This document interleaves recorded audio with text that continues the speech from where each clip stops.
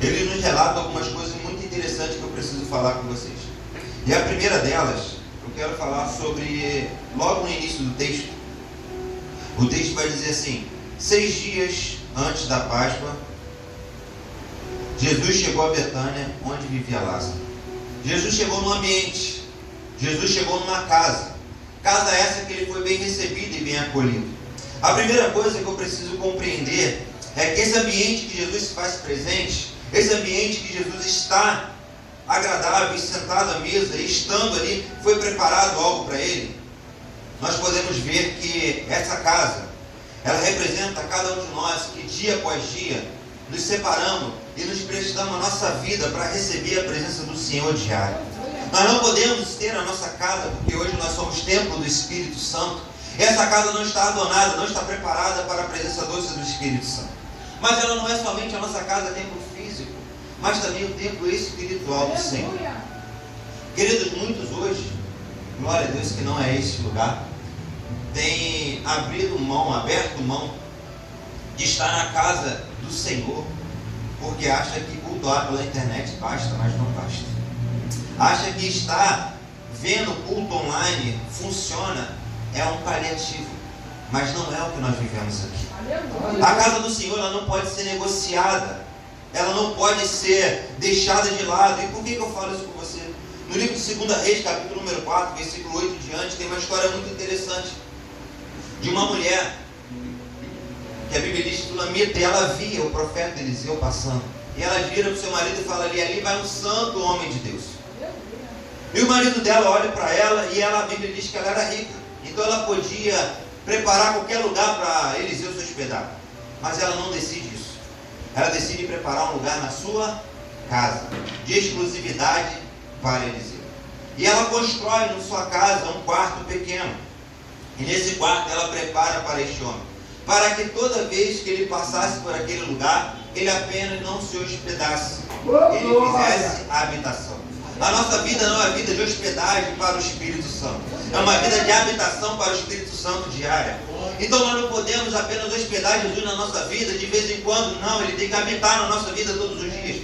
Por isso que nós somos templo do Espírito Santo, porque ele apenas nos hospeda, ele habita dentro de nós. E essa mulher, ela olha para ele, ela traz ele porque ela entendia que ele era um santo homem de Deus e que a presença que ele carregava, ela queria dentro da casa dela.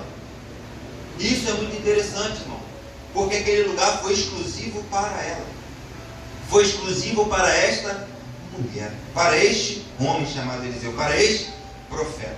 Nós conhecemos a história dele. Esse filho dessa mulher morre, ela volta perante o profeta, ali ele ressuscita o filho dela. Mas eu quero trazer a importância de nós cuidarmos da casa como templo espiritual e da casa como nossa vida. Porque ali, na casa, ela representa um lugar de intimidade, ela representa um lugar de unidade, ela representa um lugar de corpo.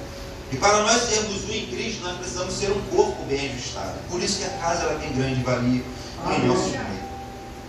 Queridos, o Salmo de número 23, versículo número 6, vai dizer assim: sei que a bondade e a fidelidade do Senhor me acompanham todos os dias da minha vida, e voltarei à casa do Senhor enquanto eu viver.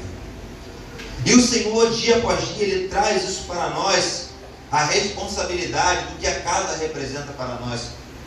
E isso é muito importante. Só que o texto não para na casa, ela fala sobre a preparação. A Bíblia vai dizer que prepararam-lhe ali um jantar. E o que é preparação? Preparação é o ato de preparar algo, mas geralmente o que nós preparamos não é visível para todos. Eu creio que como cheguei aqui hoje, eu não peguei o que foi preparado no decorrer da semana para essa consagração. Só que eu cheguei aqui e estou vendo o fruto do preparo. Então a preparação, ela é isso.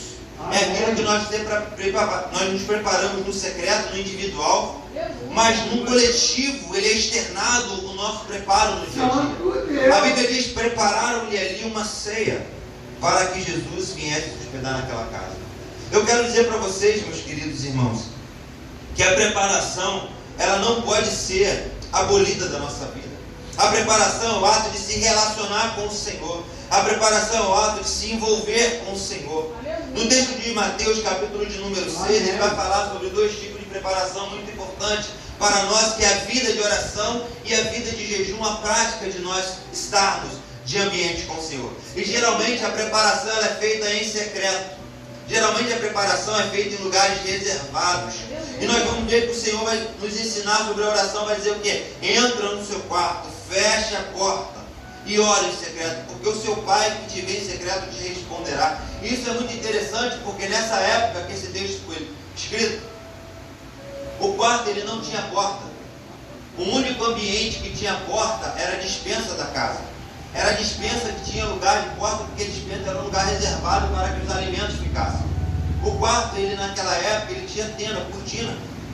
O que eu quero dizer para vocês é que o quarto representa intimidade. Aleluia! E despensa representa alimentos. Eu quero dizer para você que quando a gente se reserva para poder ter intimidade com o Senhor, nós aprendemos a viver um lugar de intimidade, um lugar de alimento na presença dEle. Pai bom, Pai. E nós não podemos ignorar isso. Aleluia! E isso, irmão, muitas das vezes as pessoas não compreendem o que é viver uma vida de preparação. A preparação é uma vida diária diante do Senhor, é uma vida diária que nós preparamos para viver diante dEle. Nós precisamos ter esse coração, voltar